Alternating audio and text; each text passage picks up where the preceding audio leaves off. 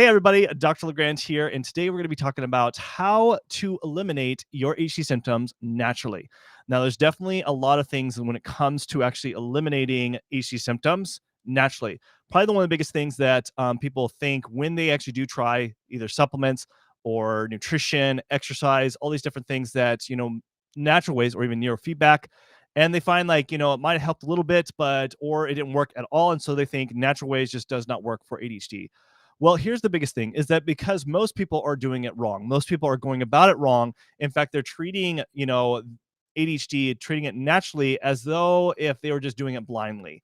Just like if you were to go do it with medications, if you were to go and just choose any medication you can and just heard about, oh, this medication works, or this medication works, and just try it on your own, your chances of making it successful is not very well put, where versus if you were to go through a doctor to be able to understand that. But to do it naturally, I'm going to talk about 3 important steps. So the very first one is definitely you need to discover the root cause of your ADHD symptoms. So whether that's lack of motivation, drive, focus issues, inattentiveness, other executive functioning issues that you're dealing with, you have to find the root cause of the problem. So how do you do that?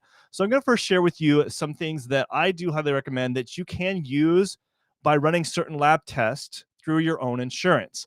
So this is sometimes, it really depends on your insurance, what they'll cover, or if you have free healthcare, depending on where you're at in the world. But these are things that I think are a good starting point to be able to look at your levels, because these types of levels can tell us if there is significant similar symptoms to ADHD, because they can all cause issues of brain fog, focus issues, motivation, inattentiveness, fatigue, all sorts of stuff. So ones that I do highly recommend that you can sometimes get covered by insurance is vitamin D. So vitamin D levels are really important because they do impact not only our energy, but also our mood, as well as it can impact our focus as well as motivation. So it's something really good to check. Vitamin B12 is another one that a lot of times insurance will cover. The best way to go about this, if you go see your doctor and you have fatigue or insomnia, a lot of times they can use those diagnostic codes to justify running a vitamin B12. Even sometimes a vitamin D if you use fatigue, because fatigue is definitely more of a broader thing, because fatigue can mean many things as far as an actually concrete diagnosis. So you can get away with having your insurance cover certain things like this. Other ones is also iron. So if you have fatigue, again, or even brain fog, or even just focus issues, you can get away with needing to do checking iron levels, because it's something we see a lot in ADHD where there will be low iron levels, as well as doing a total iron buying capacity test. So you want to do a combination of that along with ferritin levels to be able to see, okay, is there anemia? And which is very common with people with ADHD, and something we have to discover, is that the root of the problem, or is it different vitamins or other micronutrients that are deficient? These are ones you can certainly get to run with your insurance depending on your insurance plan there. And another one that is really big is definitely looking at your thyroid levels. So not just, your typical TSH, but TSH, free T3, free T4, as well as anti-TPO levels to completely rule out if it is a thyroid problem with your ADHD. Because if it is a thyroid problem, and especially if you're a woman with having these symptoms with ADHD, it is very high chance it could be a thyroid problem, because it does present in the similar ways as ADHD, such as inattentiveness, focus issues, irritability, anxiety, constipation, fatigue.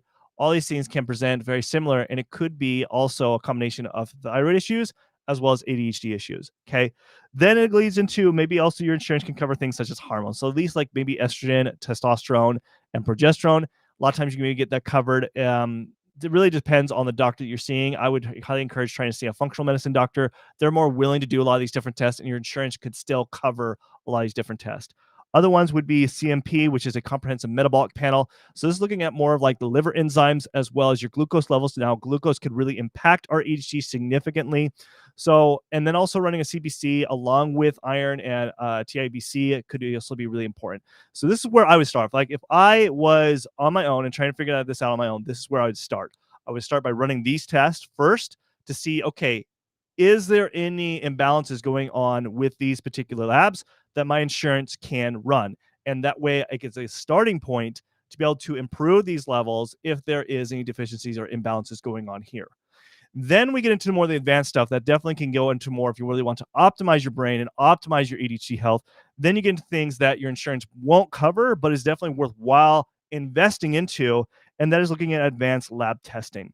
So some of the advanced lab testing, this is not usually typically never ever covered by insurance, unfortunately, but looking at your cortisol levels. So cortisol can really impact our focus, our energy, our mental focus throughout the day, as well as our stress levels throughout the day. And you want to see how that's doing throughout the day. So they do 4 saliva readings to be able to see, okay, how is there a deficiency in your cortisol levels? Is it plummeting or is it spiking?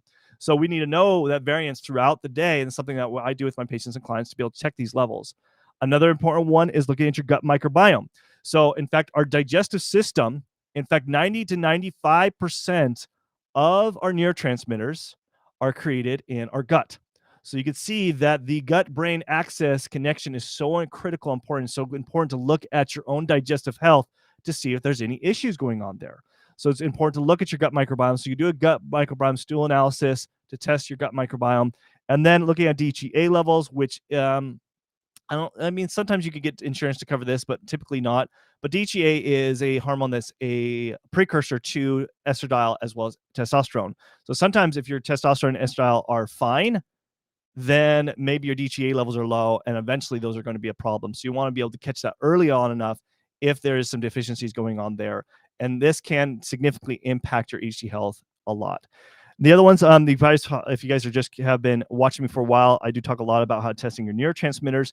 So this is also really important to look at all the different neurotransmitters, not just dopamine and norepinephrine, but checking epinephrine, serotonin, GABA, glycine, all these different things. And also the particular amino acids that do build those specific neurotransmitters. Because if we can understand what's going on as far as the brain chemistry is going on, then we can really get down to the root cause of the problem as far as why you can't focus, why you might feel more anxious along with your ADHD, or more agitated, or maybe you feel more depressed with your ADHD, or a combination of all three. But we need to understand what are the ones that are actually out of balance. Okay.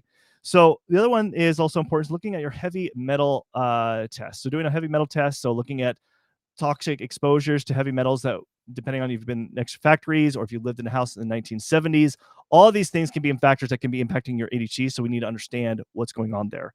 Then, you could also look at a full micronutrient panel. So not just looking at vitamin D and vitamin B12, but all the B vitamins, all the other vitamins, such as vitamin A, vitamin E, all these can also be imbalanced. Vitamin C, also looking at antioxidants, looking at omega 6s, omega 3s, looking at all the different amino acids as well. Doing a full micronutrient panel is really critical for our ADHD health, because really when we see a lot of the studies that I do see, and also a lot of the patients when I run these tests, is we typically will see people with ADHD tend to be more deficient in a lot of these different micronutrients than the average person.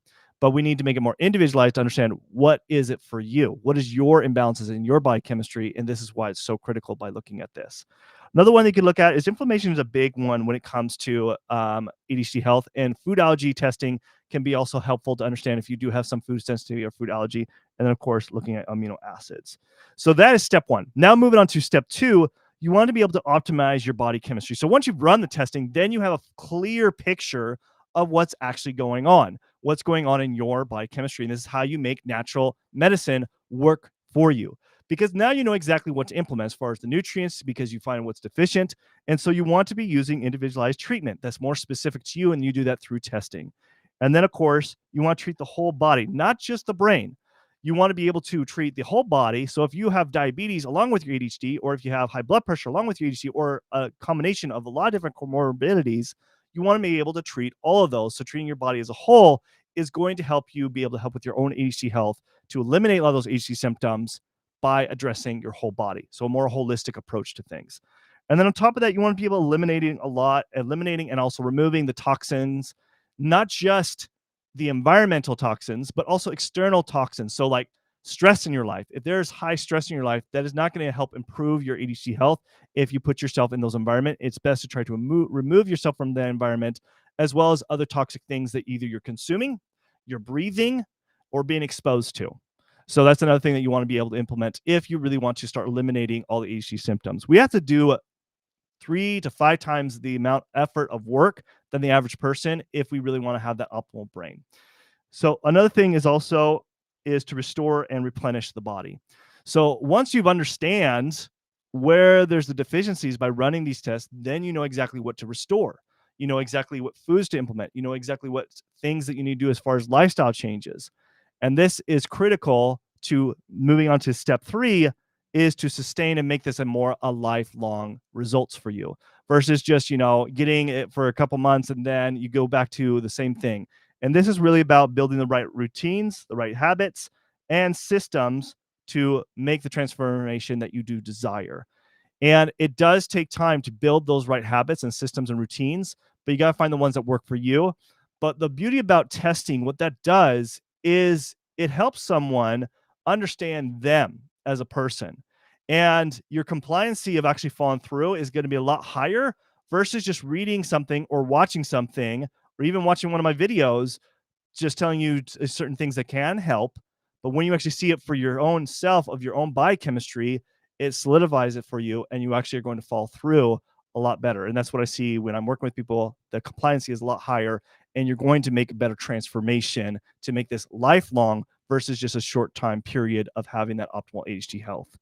And then, of course, repeat steps 1 and 2 for check-in. So a lot of times you need to repeat some of these tests just to check in, especially things do creep up as we get older. We want to make sure to be checking in consistently. Okay. So how do you actually get started? What can you do? Well, it's really simple. I mean, you can certainly go on your own and try to figure this out, or you could book a first client consultation with me.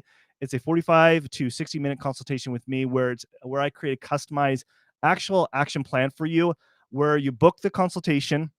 Then, of course, this is normally a $750 value, but it's a special discount while you were watching this live stream for only $197. Basically, once you actually click on the link below, you'll purchase, then you'll pick your date, you'll put your information, and then you will want to make sure to upload any lab work that you've had done in the past, so I can look over that in that way, and also fill out the questionnaire, the extensive questionnaire, so that way I can create a customized action plan for your ADHD health. So all you got to do is click the link in the description below. Again, it is special discount for only $197 instead of $750, and that is available at this time of this recording. So thank you guys so much for attending. Till next time, I'll see you guys in the next stream. Thanks. Bye.